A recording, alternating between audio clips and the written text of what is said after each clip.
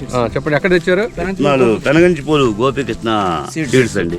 Okay, ఇది నమస్కారం అండి, రైతు సోదరులందరికీ నమస్కారం. మనం ఖమ్మంపాడు విలేజ్లో ఉన్నామండి. రైతు సేవా నాగేశ్వర గారండి.